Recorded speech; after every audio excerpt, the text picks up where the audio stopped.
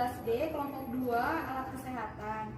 Semoga yang melihat video ini dalam keadaan sehat walafiat. Saya di sini akan mereview 3 jurnal, 2 jurnal nasional, 1 jurnal internasional.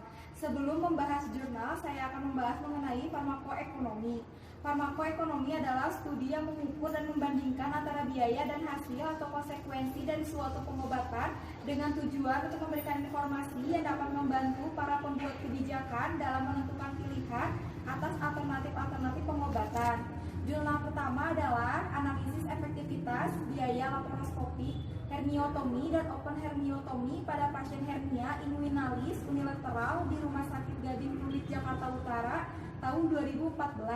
Apa sih analisis efektivitas biaya? Yaitu metode manajemen guna menilai efektivitas dari suatu program atau intervensi dengan membandingkan nilai biaya atau cost dengan outcome yang dihasilkan. Metode laparoskopik herniotomi yaitu prosedur bedah yang hanya membutuhkan sayatan kecil di dinding perut. Prosedur ini dilakukan dengan bertujuan untuk melihat dalam perut sehingga dibantu oleh alat yang disebut laparoskop. Open herniotomi yaitu prosedur bedah manual dengan sayatan besar di dinding perut, membutuhkan waktu tindakan dan pemulihan sangat lama. Kemudian latar belakangnya adalah Rumah Sakit Gading Pluit Jakarta Utara memiliki kasus hernio inguinalis masih menduduki 3 kasus terbanyak pada operasi bedah digestif dikarenakan keluhan ketidaknyamanan, gangguan aktivitas dengan angka kekambuhan yang cukup tinggi, dan pelayanan kesehatan belum bisa melayani secara merata oleh penduduk sekitar sehingga harus dilakukan evaluasi ekonomi yang tepat agar menghasilkan kebijakan kesehatan yang sesuai. Ini adalah alat laparoskopi. Laparoskopi dilakukan dengan bantuan alat berbentuk tabung tipis bernama laparoskop. Alat ini dilengkapi dengan kamera dan cahaya di ujungnya. Penata laksanaan tindakan laparoskopik herniotomi dan open herniotomi karena banyaknya survei pasien dengan kuesioner keluhan di dalam riwayat rekam medis mengenai tindakan dengan metode alat laparoskop dan metode open herniotomi. Kemudian metode penelitiannya yaitu menggunakan kuantitatif yang bersifat observasi dengan melakukan studi perbandingan atau komparatif studi antara 2 alternatif yang ada. Desain penelitian ini bersifat cross-seksional dengan menganalisis tindakan herniotomi pada jangka waktu tertentu. Terima kasih. Populasi.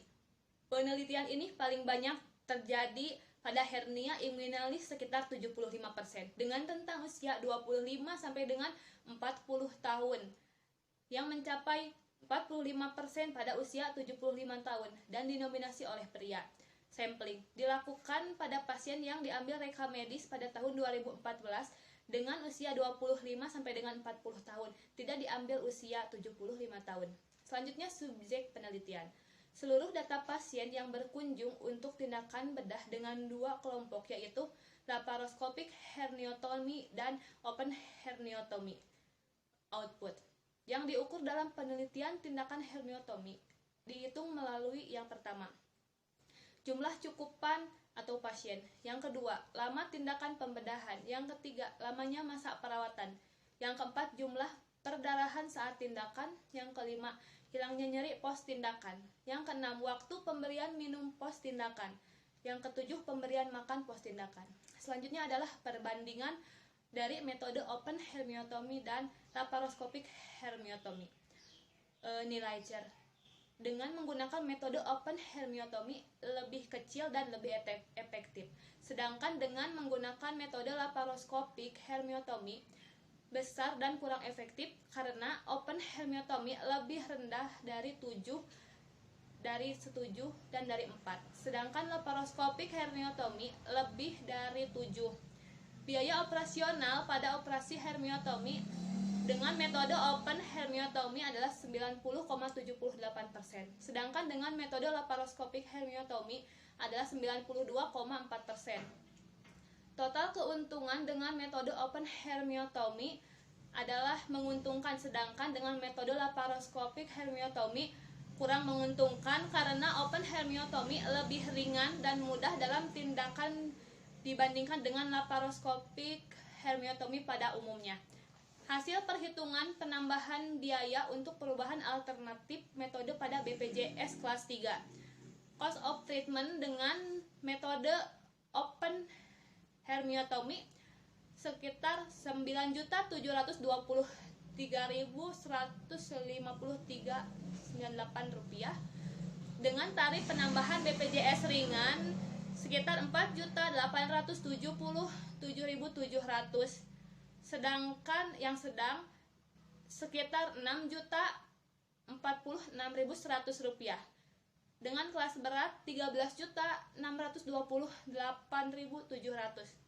Cost of treatment metode laparoscopic hermiotomy dengan tarif 12.790.480 rupiah, dengan tarif penambahan BPJS yang ringan adalah 4.877.700, sedangkan yang ringan 6.046.100 rupiah, sedangkan kelas berat 13.628.700.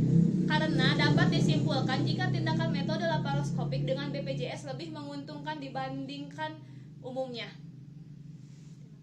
Jurnal yang kedua yaitu analisis efektivitas biaya mukosal diagnosis leishmaniasis dengan berbasis PCR versus tes parasitologi di Kolombia. Penelitian ini memperkirakan efektivitas biaya dari alternatif diagnosis yang tersedia untuk mukosal leishmaniasis pada pasien yang dicurigai di Kolombia dengan membandingkan diagnosis berbasis PCR dengan tes parasitologi di Kolombia. Mukosal leishmaniasis atau ML ini adalah penyakit kronis ditandai dengan lesi yang biasanya agresif dan sulit untuk didiagnosa dan dapat menyebabkan komplikasi irreversibel. Mukosal leishmaniasis atau ML adalah penyakit kronis dengan ditandai lesi yang biasanya agresif dan sulit untuk didiagnosis dan dapat juga menyebabkan komplikasi irreversibel. Tata laksana dengan tes 2 metode. Dilakukan survei keakuratan dan kemudahan dalam tes kesehatan untuk pasien yang tinggal di wilayah endemis, sehingga dilakukan perbandingan dengan berbasis PCR dan tes parasitologi.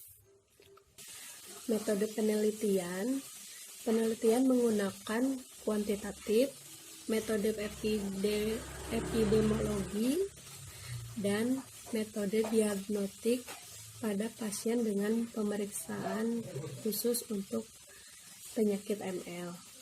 Penelitian dalam program penindaklanjutan diambil 10.000 pasien yang akan menjadi kandidat di setiap level klinis pada tahun 2001 sampai 2014. Rumah sakit Universitas Dermatologi Federico Liras di Kolombia, dengan pasien melewati beberapa tes sesuai dengan tingkat keparahan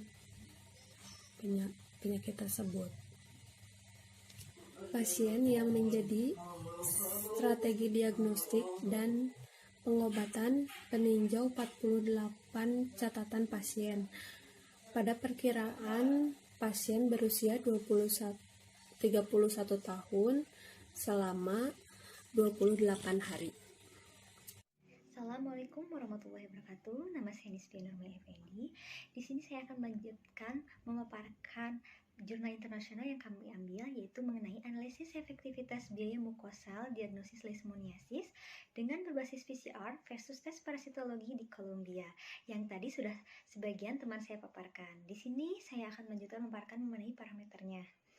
Model evaluasi ekonomi menggabungkan kinerja uji epidemiologi dan diagnostik. Parameter Manse berdasarkan tinjauan literatur sistematis. Di sini teman-teman bisa melihat parameter cost efektivitas diagnosis mukosal leishmaniasis di Kolombia tahun 2015 sesuai dengan di jurnal tersebut.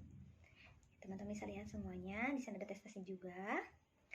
Nah, selanjutnya saya akan membahas mengenai subjek penelitian. Data pasien diambil dari suatu wilayah di Kolombia yang akan melakukan tes dengan dua metode, yaitu metode PCR KNDA dengan tes parasitologi, yaitu biopsi, IFA, kultur, dan MST, yang dilakukan di laboratorium oleh petugas profesional. Selanjutnya, kita akan melihat perbandingan uji berbasis PCR nDNA dengan uji berbasis tes parasitologi. Yang pertama, kita lihat dari lama waktu pengujian. Uji berbasis PCR nDNA hasilnya cepat keluar dibandingkan dengan uji berbasis tes parasitologi. Jadi, tes parasitologi itu minimal biasanya membutuhkan waktu sekitar 3 hari. Kenapa? Karena tes parasitologi itu memiliki step by stepnya, ada tahap-tahapnya, seperti tahap kultur, tahap IFA, biopsi, maupun MST. Yang kedua, kita lihat dari analisis efektivitas biaya dan kasusnya. Kalau dilihat dari prevalensi penyakitnya rendah, yang PCR nDNA itu biayanya lebih murah, alatnya cuma berupa rapid, terus hasilnya lebih efektif dan waktunya lebih cepat dibandingkan dengan uji berbasis tes parasitologi. Bila prevalensinya rendah, jatuhnya mahal, terus memiliki step minimal itu kultur, biopsi, dan IFA, terus hasilnya kurang efektif dan waktunya lebih lama.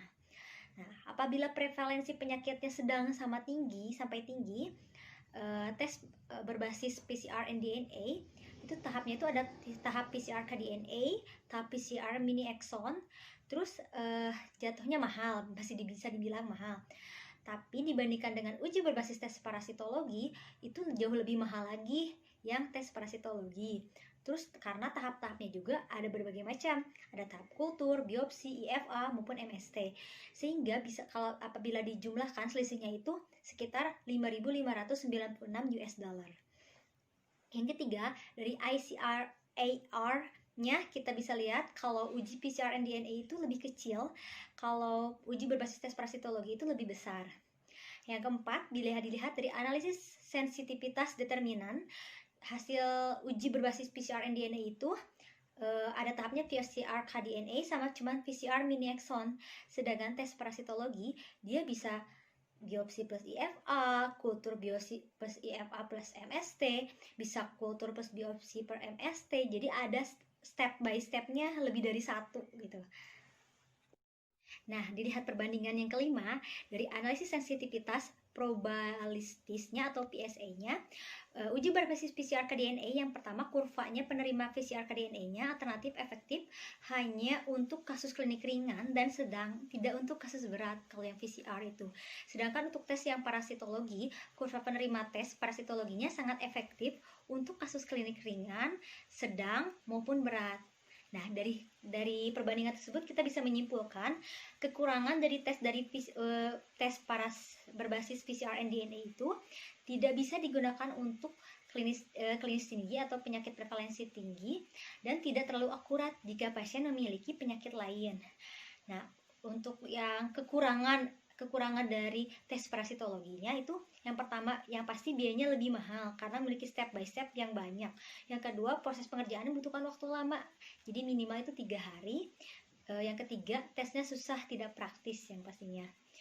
Nah, dilihat dari kelebihannya, kalau kelebihan dari tes PCR kDNA itu, yang pertama dapat digunakan untuk meningkatkan penggunaan rutin pada negara endemik atau pandemik. Yang kedua, sebagai alternatif pertama. Yang ketiga, untuk mengurangi proporsi kasus yang tidak diobati. Yang keempat, lebih hemat biayanya. Kalau dilihat dari kelebihan, uji berbasis tes parasitologi itu hasilnya lebih akurat, dan yang kedua dapat digunakan untuk semua kasus klinik ringan, sedang maupun berat. Nah, mungkin sekian pemaparan dari saya, tapi sebelumnya kita lihat dulu gambar contoh tes parasitologi.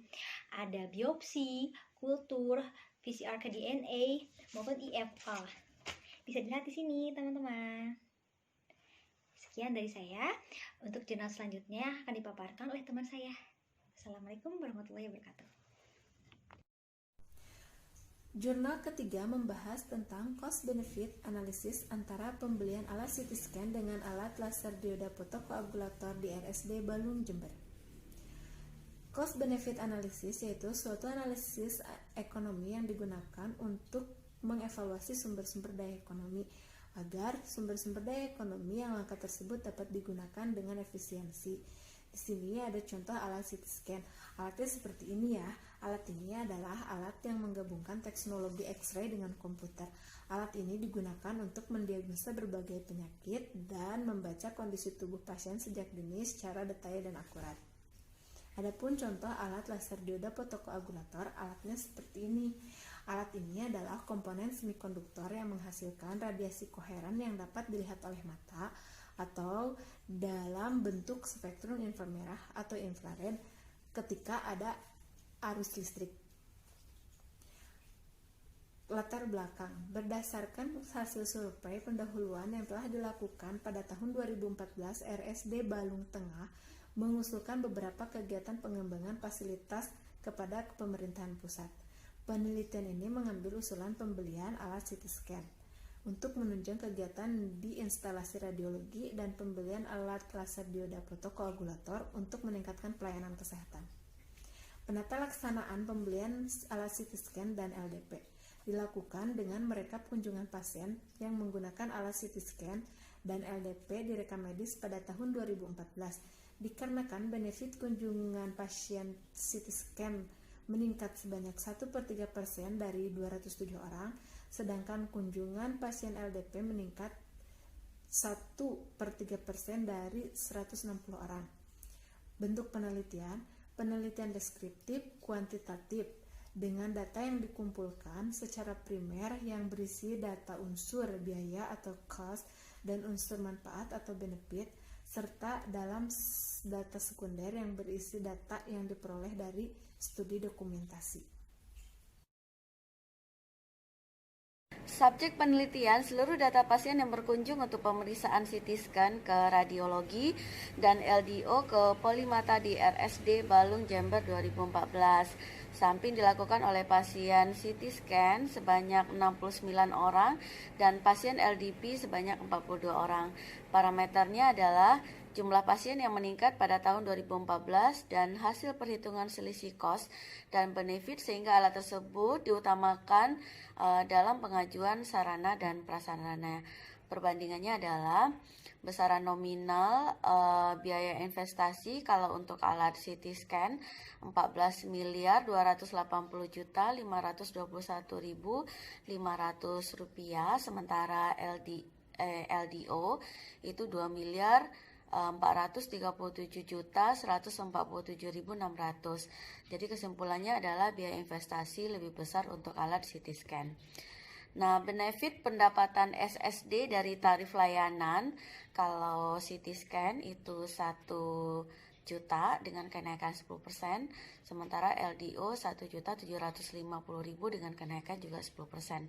Present value biaya cost untuk alat CT scan 36.989.149, sementara yang LDO itu costnya adalah 3.115.235.221.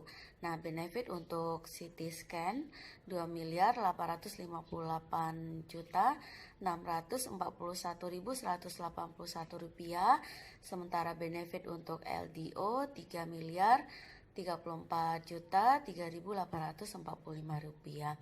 Selisih PV yaitu cost ditambah PV benefit itu 33.347.347.960 untuk CT scan dan 503.448.359 untuk LDO.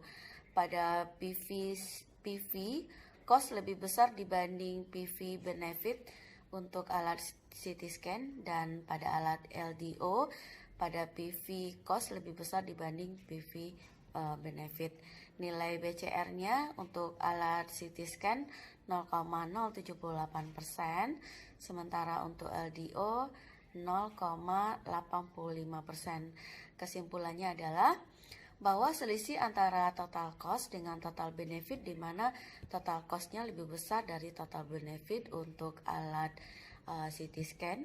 Kemudian untuk LDO, bahwa selisih antara total benefit lebih besar dari total cost untuk LDO.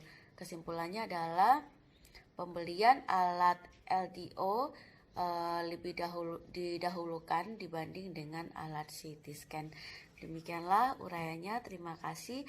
Assalamualaikum warahmatullahi wabarakatuh.